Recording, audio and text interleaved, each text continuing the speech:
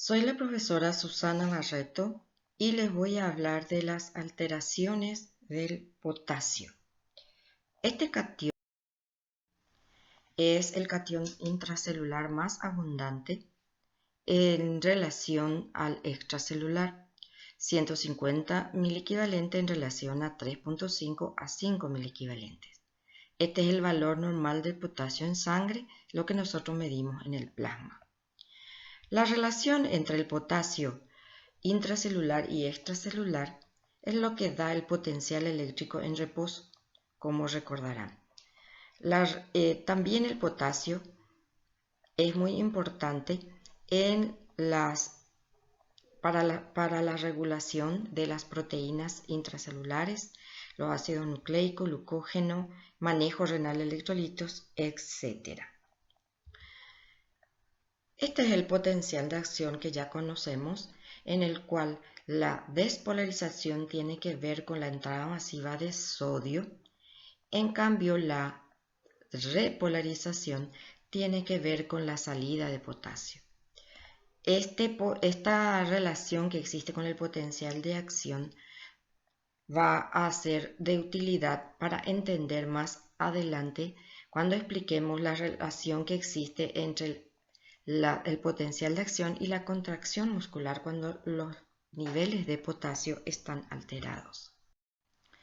El potasio, la mayor parte del potasio se encuentra intracelular, solamente el 2% se encuentra en extracelular.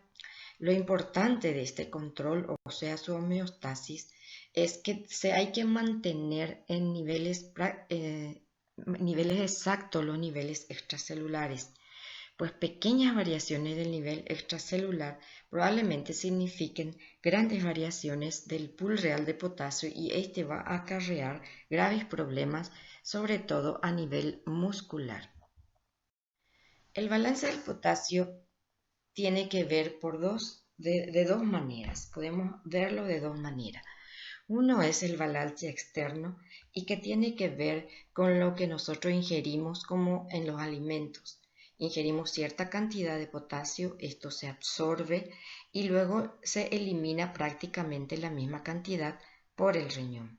Esta regulación está dada sobre todo por el nivel de potasio en plasma, la aldosterona y un poco la ADH.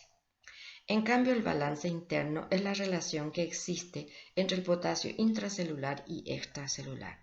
Existen sustancias que meten potasio dentro de la célula y existen otras que sacan potasio dentro de la célula, y eso vamos a verlo a continuación. El equilibrio interno del potasio, tenemos varias situaciones que altera este equilibrio. Uno es el ácido base, específicamente la acidosis. La acidosis, normalmente, si recuerdan, el tamponamiento de los hidrogeniones, se debe entrar este hidrogenión a la célula para poder tamponarse con las proteínas plasmáticas. Y esto, como es un catión, hace que salga el potasio. Entonces va a aumentar el potasio sérico. La insulina es otra de las sustancias que hace que el potasio entre a la célula. Entonces, cuando existe insulina, el potasio va a entrar a la célula, entonces el potasio va a disminuir en sangre. Las catecolaminas betas adrenérgicas también aumenta el ingreso de potasio a la célula. Los bloqueantes de canales de calcio también disminuyen el calcio citoplasmático e inhiben los canales de potasio activados por el calcio. El balance externo está dado, como dijimos, específicamente por la aldosterona. Cuando nosotros ingerimos gran cantidad de potasio, esto va a aumentar inmediatamente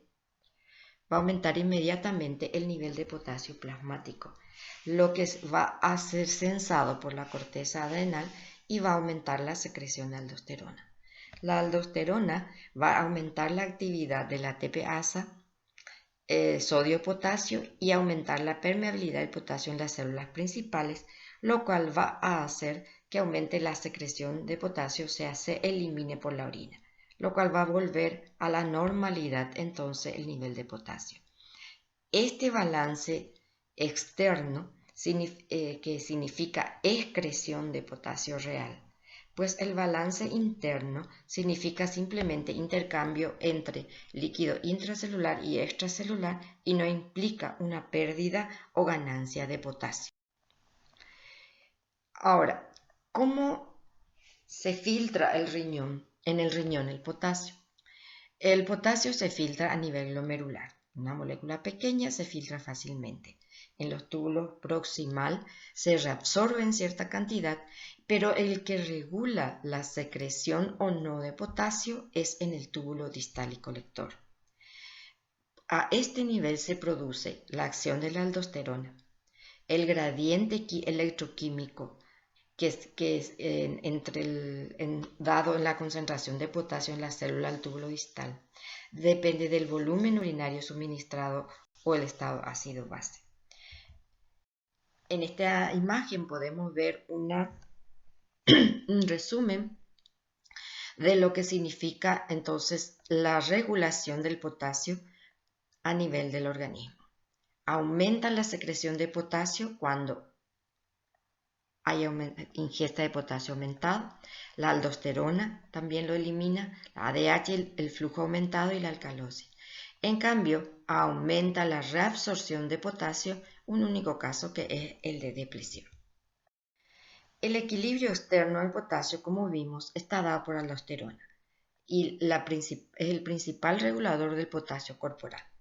Aumenta la permeabilidad de los túbulos colectores para el potasio y así lo elimina. La secreción de aldosterona se estimula por el nivel de potasio en sangre, la angiotensina 2 y la hipovolemia. El péptido natriurético y la disminución de potasio inhibe la secreción de aldosterona. Entonces, sabemos que el potasio tiene una homeostasis especial. Es regulado internamente por diversas sustancias que va a hacer que ese potasio entre o salga de la célula y también va a ser regulado por el túbulo renal. Van a ver que para hablar de hipopotasemia o hiperpotasemia, estas situaciones van a ser muy importantes. En primer lugar, vamos a hablar de hipopotasemia o hipocalemia, también le decimos. La hipocalemia va a ser cuando el potasio sérico disminuye menos de 3.5 miliequivalentes por litro. La disminución en un miliequivalente significa ya una pérdida de 10 a 20% del potasio corporal. Es la anormalidad electrolítica más frecuente y está bien tolerada cuando el paciente está sano. Ahora, cuando hay hipocalemia, hay una interferencia con la formación y la propagación del impulso para la contracción muscular. Entonces, va a producir una disminución de la contracción y va a producir entonces como una debilidad muscular. La hipocalemia, diciendo de un potasio menos de 3.5 miliequivalentes por litro, puede deberse a paso del potasio del líquido extracelular al intracelular, pérdidas anormales como diarrea, vómito o sonda nasogástrica, la aldosterona elevada, o sea, el hiperaldosteronismo va a eliminar mucho potasio, la alcalosis metabólica y los diuréticos. Podemos dividir la pérdida de potasio de causa renal y extrarrenal. La causa de extrarrenal significa que el potasio va a ser eliminado, por ejemplo, en la diarrea, en los vómitos, sondas, quemaduras, etc. La pérdida renal de potasio va a estar dada por los diuréticos. Los diuréticos, así como eliminan potasio, también eliminan sodio y pueden producir deshidratación. El hiperaldosteronismo, como dijimos, cuando existe un exceso de aldosterona, va a eliminarse el potasio. El exceso de glucocorticoides y otras que son mucho más raras. También existe una hipopotasemia por redistribución, es decir, el intercambio que existe entre el líquido extracelular e intracelular. En esta situación tenemos la insulina. En el caso de la insulina va a hacer que entre dentro de la célula, como dijimos. El aumento de la actividad beta-adrenérgica también hace que ingrese potasio dentro de la célula. La alcalosis metabólica, a la inversa de la acidosis que saca potasio, lo mete dentro de las células. Aquí podemos ver entonces, según el mecanismo, cuáles serían las causas más frecuentes. La pérdida extrarrenal del potasio va a hacer que el potasio urinario que medimos al azar esté disminuida. Como hay poco potasio en el plasma, entonces evidentemente se va a eliminar poco potasio. En estos casos son la diarrea lo más frecuente, el sondaje gástrico y los vómitos.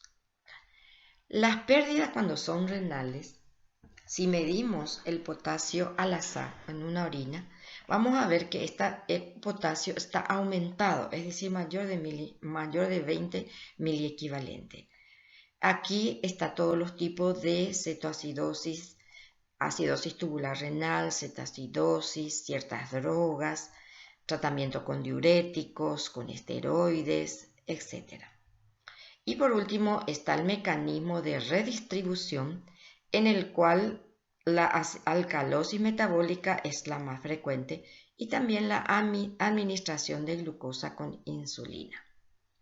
Entonces, esta es una clasificación fisiopatológica para que podamos entender las causas de hipopotasemia. Ahora, ¿qué le pasa? ¿Cuáles son los síntomas que tenemos en el paciente cuando este potasio está disminuido? Si la disminución es leve, es decir, entre 3 y 3,5 miliequivalente, es totalmente asintomática, no hay síntoma. Cuando esta disminución en sangre es menos de 3 miliequivalentes por litro, hay manifestaciones cardíacas y musculares. Y cuando es grave, es decir, cuando está en menos de 2,5, hay un cuadro de severidad y hay riesgo de muerte, sobre todo por arritmias. ¿Cuáles son las consecuencias cardíacas de la depleción de potasio? La hipocalemia va a producir que haya un aumento del automatismo cardíaco por incremento del potencial de membrana, prolonga el potencial de acción, retrasa la repolarización ventricular, prolongando el periodo refractario. Estas propiedades favorecen las arritmias por reentrada. Aquí ven una imagen de potencial de acción para explicar dónde actúa el potasio. Vemos que es en la etapa de repolarización, pero dependiendo si es hiperpotasemia o hipopotasemia, el lugar donde va a actuar. La hiperpotasemia, la despolarización en la hiperpotasemia, la despolarización cierra las compuertas H de canales de sodio dependientes de voltaje y dificulta el potencial de acción. Como dificulta el potencial de acción, no va a haber contracción muscular, hay debilidad muscular. En la hipopotasemia hay una hiperpolarización, es decir, se aleja del umbral en el cual puede haber una estimulación de un potencial de acción. Cualquier estímulo entonces dificulta el potencial de acción, lo cual va a hacer que tampoco tengamos una contracción muscular. Sea hiperpotasemia o hipopotasemia, entonces va a producir debilidad muscular. Las alteraciones en el electrocardiograma van a ser de vital importancia para el diagnóstico en ciertas situaciones. ¿Se acuerdan en el electrocardiograma que estaba conformado por la onda P, que es la despolarización auricular, el complejo QRS, que es la despolarización ventricular, y la onda T, que es la repolarización ventricular? Estos van a estar alterados dependiendo del grado de hipopotasemia. Si la hipopotasemia es menos de 3 miliequivalentes por litros, va a haber una onda T plana, es decir, y una depresión del ST. Cuando ya la disminución es menos de 2,5, o sea, severa, va a aparecer una onda U. Esta onda U está inmediatamente después de la onda T y hace que la onda T parece bifásica, o sea, tiene dos puntas. El QRS se va ensanchando y en esta situación hay mucho peligro de arritmias y paro cardíaco. Entonces, lo característico en el electrocardiograma entonces es de una hipopotasemia o hipocalemia es disminución o depresión del segmento ST y una onda T bifásica porque aparece la onda U. La depresión de potasio también tiene unas consecuencias renales a largo plazo sobre todo. Existen lesiones de vacuolización de las células epiteliales de tubo contorneado proximal y a veces distal. Se asocia entonces a una fibrosis intersticial moderada, una atrofia tubular y la formación de quistes en la médula que lleva a una insuficiencia renal crónica. De ahí el problema de la depresión de potasio en forma crónica. Cuando vemos depresión de potasio en forma crónica, en el abuso de laxantes, en el abuso de diuréticos, que en ocasiones toman personas sanas para perder peso. Hay que tener cuidado con estas drogas porque van a producir una hipopotasemia crónica y esto les puede llevar a una insuficiencia renal crónica con el tiempo. Las consecuencias musculares. La hipocalemia, cuando está inferior a 2 o 2,5, se elevan la enzima sérica y aldolasa y produce parálisis muscular ascendente. Es decir, el paciente no puede moverse.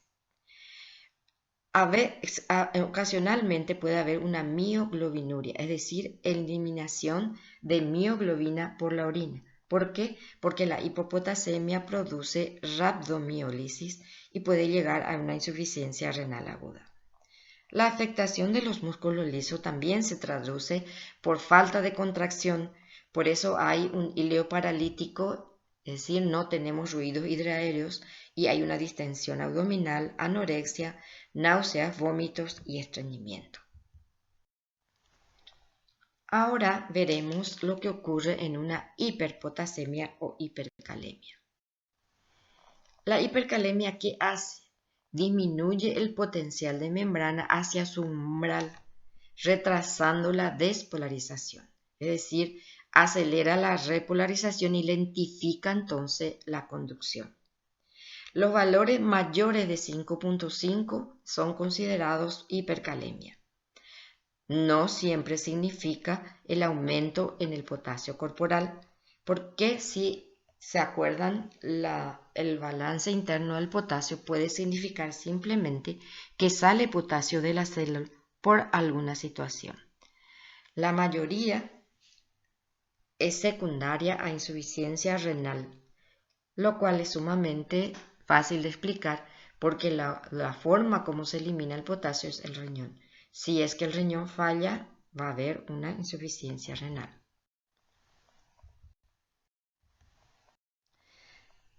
Las causas de hipercalemia entonces las dividimos. Disminución de la excreción urinaria. Ahí está la insuficiencia renal, sea aguda o crónica.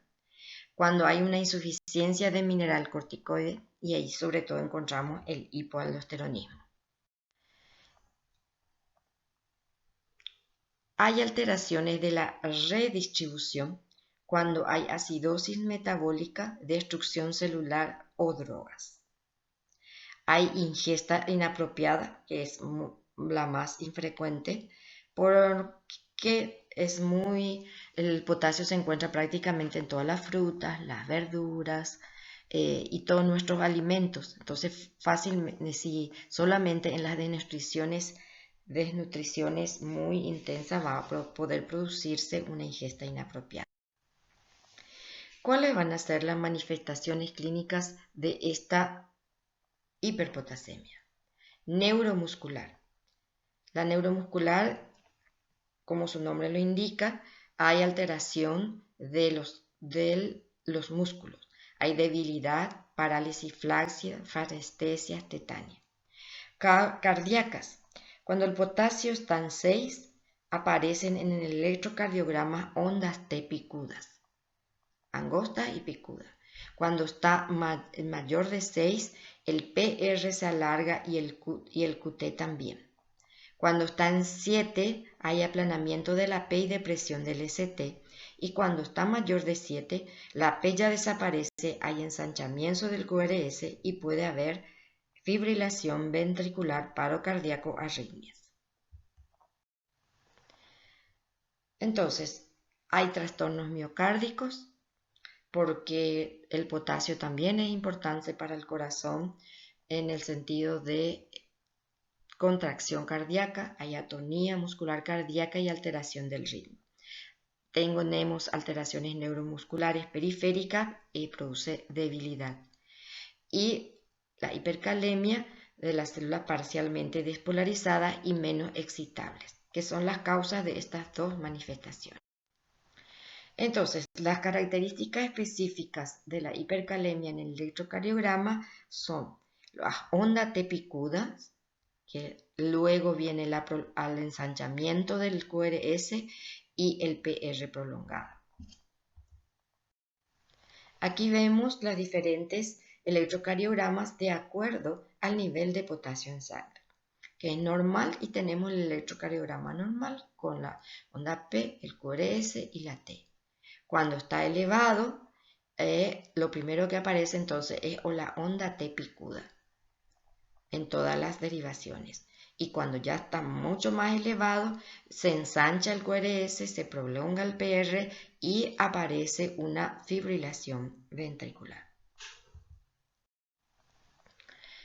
En conclusión, la hipocalemia produce trastornos electrocardiográficos, sobre todo depresión de la ST, y me produce también entonces una onda U. En cambio, la hipercalemia también me produce trastornos electrocardiográficos, pero me produce una onda T picuda, un ensanchamiento del QRS. Los dos producen arritmias. Ahora vamos a ver una historia para que analicemos juntos y se acostumbren a responder preguntas con este tipo de análisis. Tenemos un paciente de 40 años con una sepsis de origen abdominal. Significa una infección generalizada. Con una presión de 70-40, es decir, el paciente está hipotenso. Hay un aumento de urea y creatinina y la paciente no orina. Significa que está en una insuficiencia renal. El sodio es 137, el potasio 7.9 y este paciente presentaría. Se analiza punto por punto cada una de las preguntas y decimos si es verdad o es mentira. ¿El paciente está en hiponatremia? No, no está en hiponatremia porque tengo un sodio de 137, no considerado hiponatremia todavía. Tengo una hiperpotasemia por redistribución. Si se acuerdan, la hiperpotasemia por redistribución significa que no hay acumulación de potasio, sino que se redistribuye entre el intracelular y el extracelular. En esto tampoco tenemos porque no nos habla de si tenemos una acidosis, si el paciente es diabético, si tenemos insulina, etc. Entonces no puede ser la respuesta. tenemos una hiperpotasemia por daño tisular importante, es decir, lesiones de las células que pueden explicarnos un aumento así de potasio. No tenemos porque en la historia clínica tampoco nos dicen eso. Y por último, la hiperpotasemia por disminución de la eliminación. Este sí es la respuesta porque hay un aumento de la urea de la creatinina que nos está hablando de una insuficiencia renal. Entonces la respuesta correcta es la hiperpotasemia por disminución de la eliminación. Siguiente, este paciente presentaría en el electrocardiograma onda T picuda, ensanchamiento QRS, bradicardia, onda U. Nosotros sabemos que la onda T picuda está relacionada con la hiperpotasemia. El ensanchamiento del QRS también hay bradicardia, lo único que no hay es la onda U.